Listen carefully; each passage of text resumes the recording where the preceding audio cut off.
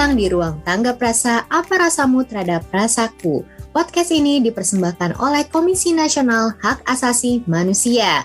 Happy Humans, apa kabar kamu semua? Semoga dimanapun kamu lagi berada, kapanpun kamu lagi dengerin ini, selalu dalam keadaan baik, sehat, dan aku tambahin bahagia seperti kita manggil nama kamu, Happy Human. Bener gak sih, Rat? Nah, bener banget, Bex. Pokoknya sehat, bahagia, itu utama ya, Bex ya. Karena kesehatan kita mau fisik, mau mental itu sangat penting banget. Nah, untuk episode kali ini kita mau ngebahas apa ya, Bex ya? Yang enak itu gimana? Kayaknya ada hubungannya sama yang episode-episode kemarin deh, lanjutan gitu. Betul, episode 12 kalau nggak salah. Kalau nggak episode 12 itu kan kita ngebahas tentang instrumen dan mekanisme HAM internasional. Nah, untuk tema kali ini, episode kali ini kita akan ngebahas tentang instrumen dan mekanisme HAM nasional. Nah, lebih spesial lagi kita narasumber kita itu dari host kita sendiri. Bener nggak, Bex nih? Kita emang orang-orangnya mantap-mantap ini. Iya, betul. Jadi narasumber semua. Nah, untuk tamu Ruang Tanggap Rasa kita kali ini spesial banget. Itu adalah Banu Abdillah atau kita biasanya manggilnya Iben. Halo Iben. Halo Bex, halo Radia. Gimana? Tamu di sini ya berarti ya? Iya, sekarang jadi tamu. Biasanya jadi host, sekarang kita jadikan Iben ini sebagai tamu Ruang Tanggap Rasa. Oke deh. Siap ngobrol-ngobrol? Oke, sip. Boleh. Saya bayangan juga sebagai tamu, gak apa-apa lah.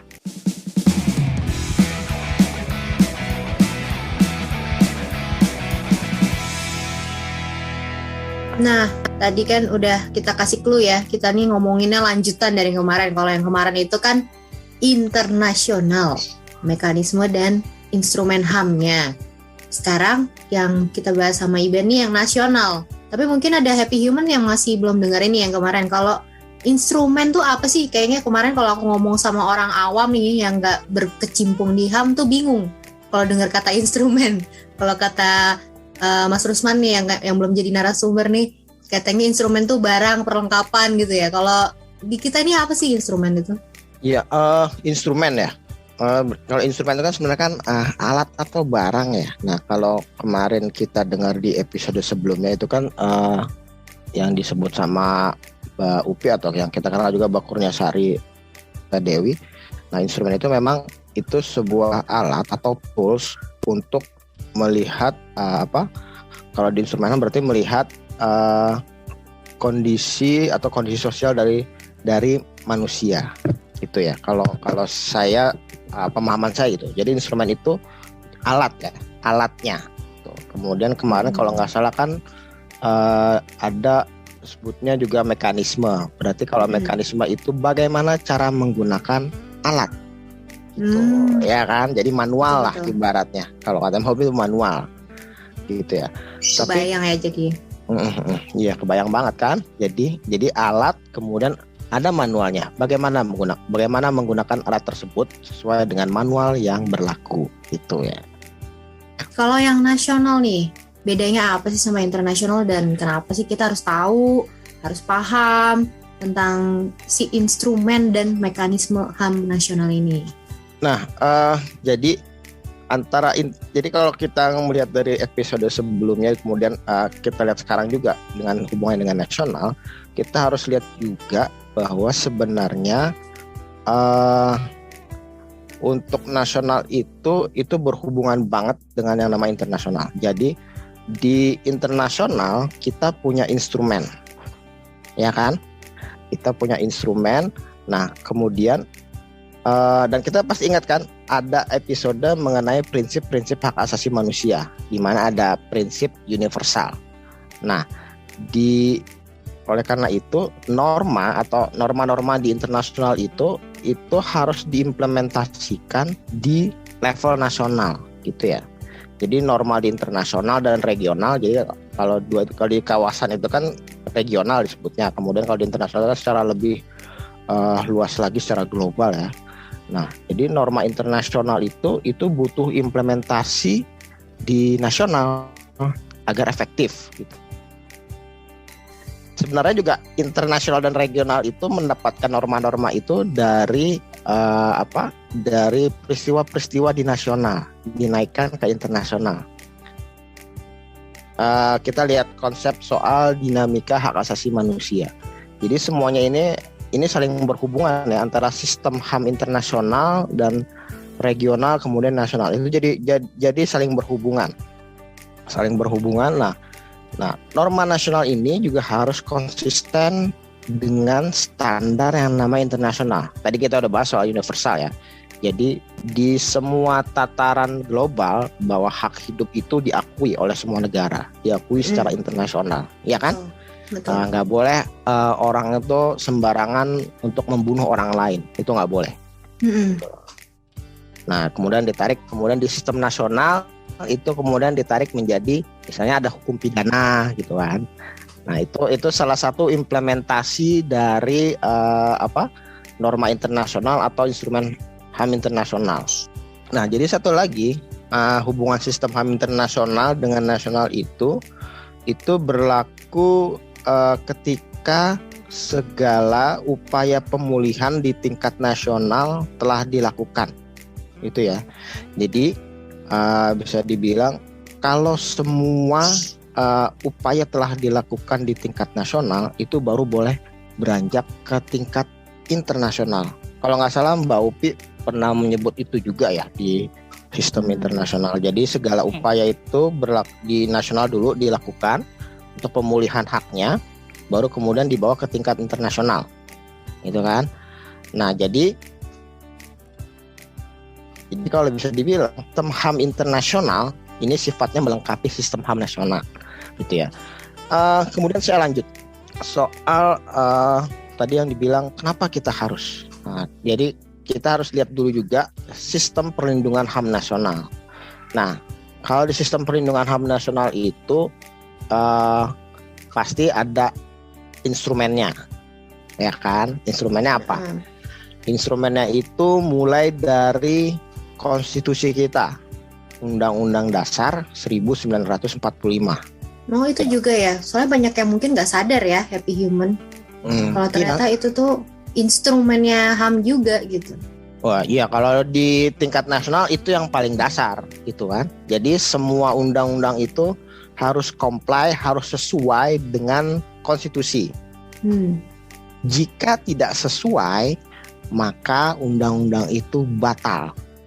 Itu ya. Ini masuk ke mekanisme juga nih. Ini nanti hubungannya ada mekanisme juga. Oh, batal. Itu kayak misalkan kayak kalau di bayangan Happy Human kan kadang ada suka hukum perda yang bertentangan gitu ya, Mas. Iya, betul. Ya. Jadi kita anggap kok itu tidak berlaku sebenarnya kalau tidak sesuai dengan Undang-Undang 45. Iya, bisa. Nah, kalau perda nanti ada lagi. Jadi itu konstitusi, ada konstitusi, kemudian juga ada undang-undang nasional. Nah, undang-undang nasional ini yang kayak misalnya ada Undang-Undang 39 tentang hak asasi manusia, kemudian juga ada Undang-Undang 26 tahun 2000 tentang pengadilan hak asasi manusia, bahkan nih ya Undang-Undang kesehatan, Undang-Undang kesehatan itu termasuk bagian dari sistem perlindungan HAM nasional.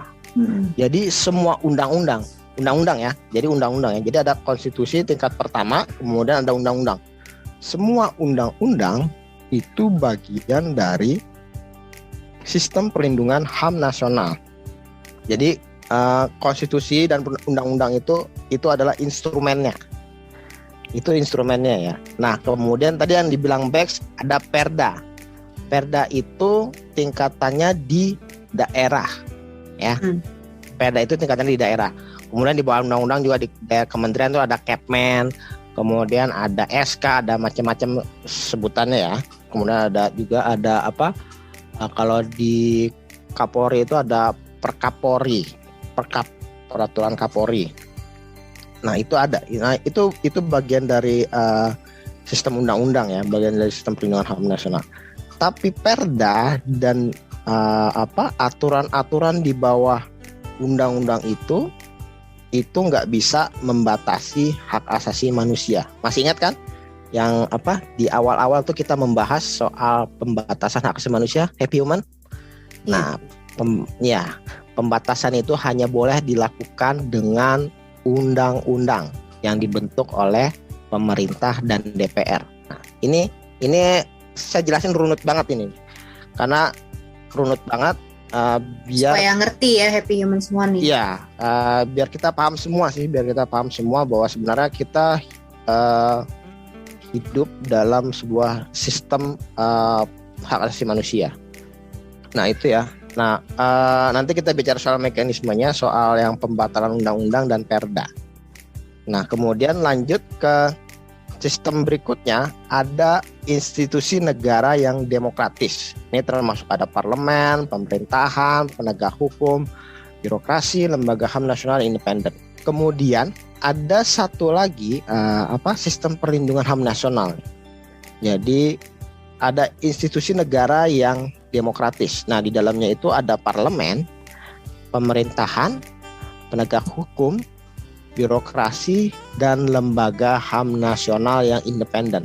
Nah itu ya. Jadi kalau parlemen, pemerintah, dan penegak hukum itu kan berarti eksekutif, yudikatif, dan birokrasi ini berarti kan yang menjalankan ya. Jadi kayak misalnya kita pegawai negeri sipil dan ASN. Nah itu birokrasi, itu kita termasuk bagian dari sistem perlindungan HAM nasional. Kemudian juga ada HAM nasional, lembaga HAM nasional independen. Nah itu semisal seperti Komisi Nasional Hak Asasi Manusia, itu kita. Kemudian ada Komisi Perlindungan Anak Indonesia KPAI, kemudian juga ada LPSK, Lembaga Perlindungan Saksi dan Korban. Kemudian ada Komisi Nasional Perlindungan Terhadap Perempuan, Komnas Perempuan. Kemudian juga ada beberapa lainnya, misalnya ada Ombudsman, itu ya. Nah itu bagian dari sistem perlindungan HAM nasional. Kenapa demikian? Kalau kita ingat di episode hukum hak asasi manusia, itu kan dibagi ada pemegang hak, right holders, kemudian juga ada pemegang kewajiban, penanggung kewajiban. Nah, institusi negara ini adalah penanggung kewajiban. Ya. Jadi mereka yang harus melakukan 3 kewajiban: perlindungan, penghormatan, dan pemenuhan hak asasi manusia. Gitu ya. Jadi sebenarnya Komnas HAM itu juga termasuk bagian dari negara ya. Itu harus kita pahami bersama. Kita bagian dari negara yang memiliki kewajiban hak asasi manusia. Itu. Nah, lanjut kemudian ada kebijakan dan prosedur dan proses. Nah, ini hasil dari institusi negara ya. Ada kebijakan, ada prosedur, dan kemudian dan proses. Nah, satu lagi yang nggak kalah penting sebenarnya Happy Human. Jadi ada masyarakat sipil, suara masyarakat sipil. Ini suara masyarakat sipil itu termasuk lembaga swadaya masyarakat, kemudian ada ormas, kemudian individu-individu yang memahami soal hak asasi manusia, gitu ya. Organisasi masyarakat sipil. Nah, itu bagian dari sistem perlindungan HAM nasional juga. Termasuk media massa atau pers. Ya, ini bagian dari sistem perlindungan HAM nasional. Jadi itu ya, kalau dibilang ketika kita berbicara instrumen dan mekanisme, itu kita berbicara sistem. Nah, itu berarti kita berbicara mengenai sistem perlindungan HAM nasional. Jadi, kenapa kita harus paham? Jadi, selama kita tinggal dalam suatu sistem bernegara, kita harus memahami soal ini, sistem perlindungan HAM nasional. Itu. Nah, kemudian juga tadi dibilang mengapa kita memahami, itu tadi udah ya, karena kita hidup di sistem ini. Kemudian tadi instrumen juga udah. Soal instrumen itu kan tadi pertama ada undang-undang dasar 45 konstitusi kita, kemudian juga ada soal undang-undang ya. Jadi ada 2 itu. Nah, jadi semua undang-undang itu adalah instrumen dari hak asasi manusia di tingkat nasional. termasuk Undang-Undang Dasar 1945. Nah, kita bicara soal mekanisme HAM. Tadi Babek juga sebut ya soal Perda, soal pembatalan Perda. Jadi kalau Perda itu comply-nya atau penyesuaiannya itu ke undang-undang di atasnya, ke undang-undang ya. Jadi kalau misalnya undang-undang itu ke konstitusi, Undang-Undang Dasar 1945. Nah, kalau Perda itu harus comply dengan undang-undang nasional di atasnya. Itu. Jadi kalau misalnya Perda tidak sesuai dengan undang-undang, maka dia akan dibawa ke Mahkamah Agung untuk dibatalkan, gitu ya, atau disesuaikan sebagian dari pasal-pasalnya. Bisa dibatalkan secara keseluruhan Perdanya, atau bisa dibatalkan sebagian dari pasal-pasalnya yang tidak sesuai dengan undang-undang. Nah, kalau undang-undang itu harus sesuai dengan Undang-Undang Dasar 1945.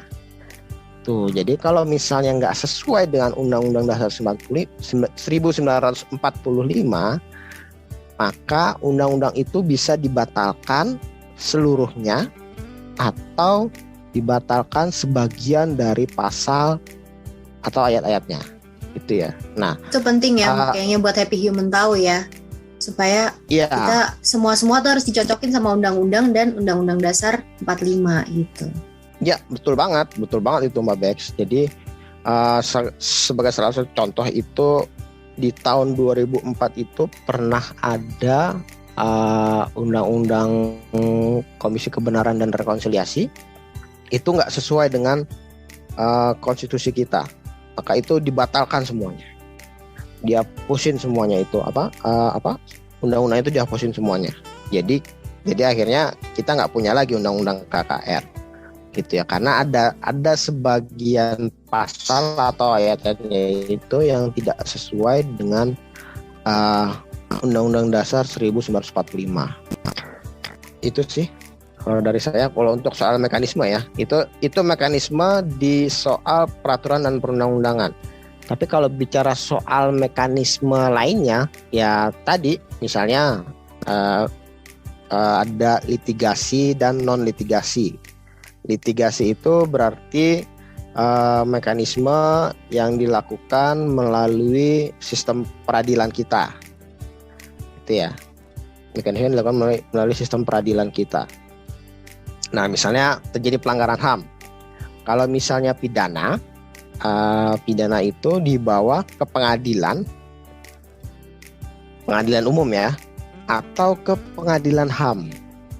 Ada lagi nih pengadilan HAM. Waktu itu di episode sebelumnya kita juga bicara soal pelanggaran HAM yang berat. Itu kita bicara dengan narasumber Pak Amiruddin Arahab. Kemudian juga dengan Ketua Komnas Perempuan Mbak Andi Yantriani. Nah, itu bagian dari pelanggaran HAM yang berat, gitu ya. Itu pidana. Oleh karenanya itu dibawa ke tingkat pengadilan. Pelanggaran HAM yang berat itu bentuknya adalah pidana.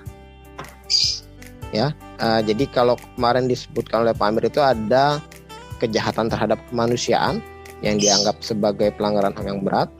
Kemudian juga ada genosida, gitu ya. Kalau nggak salah waktu itu Komnas HAM sudah menyelesaikan penyelidikan kasus 12 kasus kalau nggak salah. Itu yang sudah dimajukan ke Kejaksaan Agung. Jadi kalau pelanggaran HAM berat itu tingkat penyelesaiannya itu dilakukan secara nasional ya. Secara nasional oleh Komnas HAM dan Kejaksaan Agung. Kejaksaan Agung sebagai penyidik, Komnas HAM sebagai penyelidik. Tuh. Baru kemudian dibawa ke tingkat pengadilan. Nah, itu kita bicara yang pelanggaran HAM yang berat. Nah, kalau pidana biasa itu kayak misalnya ada pembunuhan, ada pencurian.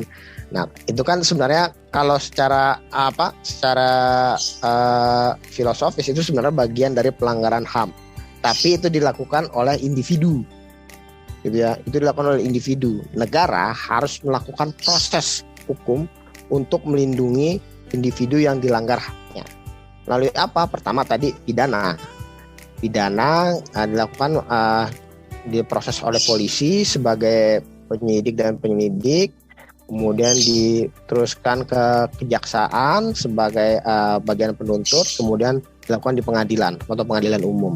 Nah, itu bagian dari sistem HAM nasional ya. Itu bagian dari mekanisme HAM nasional. Itu ya. Nah, itu Mungkin pidana. bisa Happy Human lihat juga di materi pelanggaran HAM dan bedanya sama pelanggaran hukum kali ya. Iya, itu di hukum HAM kalau nggak salah, itu sama Mas Wawan. Betul. Nanti Happy Human bisa dengerin lagi. Nah, kemudian kita tadi bicara pidana, sekarang bicara non pidana. Nah, non pidana ini ada beberapa. Non pidana bisa diajukan ke pengadilan, bisa juga nggak diajukan ke pengadilan. Nah, non pidana ini misalnya seperti yang dilakukan oleh masyarakat sipil di Sumatera dan Kalimantan kalau nggak salah. Nah, itu ada kebakaran hutan, kemudian mereka bersama-sama melakukan penuntutan kepada pemerintah, gitu ya. Pemerintah karena menganggap pemerintah yang harusnya bertanggung jawab mencegah terjadinya kebakaran hutan. Gitu kan.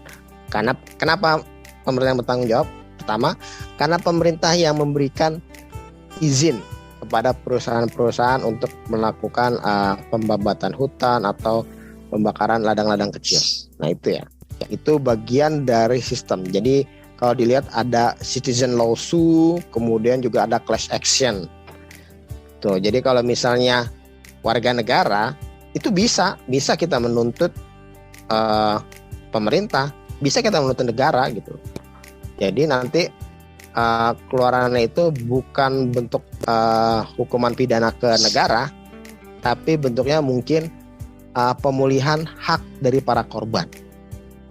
Jadi kalau misalnya kebakaran hutan atau banjir karena pemerintah nggak tanggap atas bencana alam yang terjadi, nah warga negara bisa melakukan penuntutan dan kemudian negara harus memberikan ganti rugi atas kerugian yang dialami oleh warga negaranya. Tadi itu ya. Kalau untuk pengadilan ada lawsuit, kemudian ada class action. Nah, ini kemudian kita bicara yang non pengadilan. Non pengadilan ini itu yang biasa Komnas HAM lakukan. Jadi Komnas HAM menerima pengaduan dari para korban, kemudian Komnas HAM melakukan pemantauan atau penyelidikan, kemudian melakukan rekomendasi kepada para pihak yang misalnya bersengketa agar para pihak itu mematuhi rekomendasi yang dikeluarkan oleh Komnas HAM. Nah, ini bukan hanya Komnas HAM ya yang ada di mekanisme ini. Ini ada Ombudsman juga ada, kemudian juga ada Komnas Perempuan, ada KPAI, ada LPSK. Ini bisa dilakukan sebenarnya. Nah, tadi kita udah bicara yang legislasi ya. Yang legislasi itu tadi kalau bisa dibilang pembatalan itu kalau dibilang itu ada pembatalan undang-undang yang nggak sesuai dengan undang-undang di atasnya. Misalnya Perda nggak sesuai dengan UU nggak sesuai dengan undang-undang dasar. Nah, tadi kan kalau Perda dibawa ke MA, kalau undang-undang dibawa ke MK, Mahkamah Konstitusi. Nah, itu ya. Kemudian juga ada bentuk lainnya legislasi yang positif itu misalnya pemerintah dan DPR membuat undang-undang gitu ya. Kayak misalnya sekarang ini undang-undang pencegahan kekerasan seksual, undang-undang RUU PKS ya, walaupun belum disahkan ya. Untuk pembentukan undang-undang itu yang dilakukan oleh pemerintah dan DPR itu sebenarnya juga bagian dari mekanisme hak asasi manusia tuh. Jadi kayak Undang-Undang Nomor 39 Tahun 1999 itu kan juga dilakukan oleh pemerintah dan DPR. Undang-Undang 26 juga dilakukan oleh pemerintah dan DPR. Nah, itu bagian dari mekanisme HAM nasional ya. Jadi bukan berarti pembatalan undang-undang atau perda itu saja yang bagian dari mekanisme, tapi pembentukan undang-undangnya juga bagian dari mekanisme HAM nasional. Jadi itu ya. Jadi sebenarnya sistem negara kita ini dibangun dengan sistem perlindungan HAM nasional. Nah, di dalamnya itu ada instrumen dan mekanisme HAM nasional. Itu sih kalau saya coba rangkum ya sedikit soal instrumen dan mekanisme HAM nasional. Oke, Iben, makasih banget. Ini udah dari tadi tuh aku dengerin dengan seksama, itu runut banget. Jadi bisa lebih mudah untuk dipahami sama Happy Human. Nah, cuma aku penasaran sih, Ben. Kalau tadi kan udah diceritain dari instrumen HAM nasional seperti apa, mekanisme HAM nasional itu seperti apa. Nah, kalau itu tidak dilaksanakan atau tidak dijalankan sesuai dengan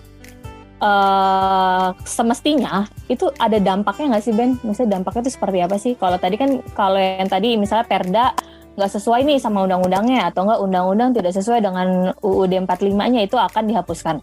Nah, kalau keseluruhannya itu tidak sesuai jalannya tuh ada dampak tersendiri nggak sih, Ben? Ya, dampaknya pasti ada ya. Dampaknya pertama, karena ini bagian dari sistem, jadi sistem perlindungan HAM nasional itu juga bagian dari bagaimana negara ini berjalan. Pasti pertama ada. Tadi misalnya, kalau misalnya ada undang-undang yang nggak sesuai dengan Undang-Undang Dasar 1945, misalnya kita bisa sebutlah Omnibus Law. Nah itu masyarakat kita yang demokratis, yang menjunjung tinggi hak asasi manusia, nah itu akan kembali merasakan bahwa sebenarnya pemerintah ini nggak adil gitu, nggak adil kepada kalangan pekerja, kalangan petani yang merasa langsung akibat dari pemberlakuan undang-undang ombudsman. Itu sih pertama itu ya. Sistemnya jadi tidak demokratis dan cenderung terjadi penindasan kepada masyarakat. Itu sih dampaknya ya.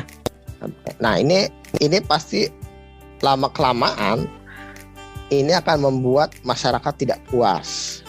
Ketika masyarakat tidak puas, kita tahu apa yang terjadi. Kan? Ini bisa terjadi misalnya kekacauan dari mana-mana. Itu sih paling kalau dari saya. Jadi penting banget ya pemerintah itu juga memperhatikan instrumen dan mekanisme ini gitu, supaya rakyat itu juga tidak jangan sampai merasa tidak puas yang tadi seperti Iben bilang itu. Kalau isu-isu terkini nih Iben tentang instrumen dan mekanisme HAM, tadi Iben sih sempat ngomong soal RUU PKS ya. Mungkin ada isu-isu lain terkini yang ada nggak? Ya, sebenarnya banyak ya kalau kita patengin di media massa soal instrumen-instrumen yang nggak kompatibel atau nggak sesuai dengan norma-norma hak asasi manusia, kayak misalnya undang-undang ITE, kemudian ada undang-undang ombudsman, kemudian RUU PKS yang masih mandak, ya, ada RUU KUHP yang juga masih mandak. Nah, ini kan jadi isu-isu nasional yang masih berkembang. Kita akan lihat sebenarnya apakah negara bisa meresponnya sesuai dengan prinsip-prinsip hak asasi manusia. Happy Human juga sebenarnya juga harus peka terhadap isu-isu terkini ini mengenai instrumen dan mekanisme HAM, agar kita juga bisa mendorong pemerintah melakukan perubahan-perubahan yang signifikan, agar pemerintah juga melaksanakan kewajibannya sebagai pemangku kewajiban hak asasi manusia. Itu ya, ada 4 tadi, 3 ya, menghormati, memenuhi, dan melindungi. Itu aja deh. Tadinya mau minta close statement, tapi kayaknya itu udah kayak close statement ya, Rat ya. Bener, udah melengkapi keseluruhan yang tadi Iben udah jelasin ya, Bex ya. Betul, ini memang kelebihan dari host dan narasumber jadi satu. Makasih loh Iben udah hadir di sini. Makasih banget Iben. Ya, sama-sama Bex, Radia. Ya, tadi itu sih sebenarnya ya. Instrumen dan mekanisme nasional itu jadi dia ngerangkum hampir semua soal hak asasi manusia ya sepertinya ya. Jadi itu memang hubungannya ke dinamika, kemudian ke HAM dalam konteks sosial, kemudian juga hukum HAM, pelanggaran HAM yang berat, kemudian internasional ya. Itu sih kalau aku lihat. Jadi semuanya itu sebenarnya saling terkait ya episode-episode kita ya. Tidak kita sadari ya. Benar-benar.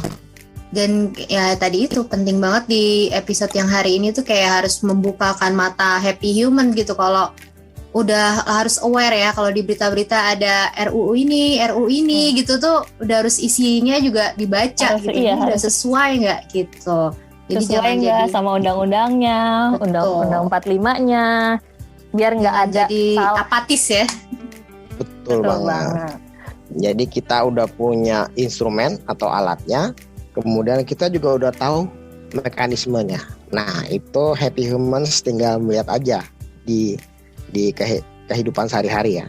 Ini sesuai atau tidak dengan norma-norma atau prinsip-prinsip hak asasi manusia. Itu aja sih Mbak Bex, Mbak Radia. Makasih banyak ya. Terima kasih banyak. Kita yang terima kasih sudah menjadi tamu Ruang Tanggap Rasa kali ini. Makasih banyak Iben. Sama-sama Rebecca, Radia.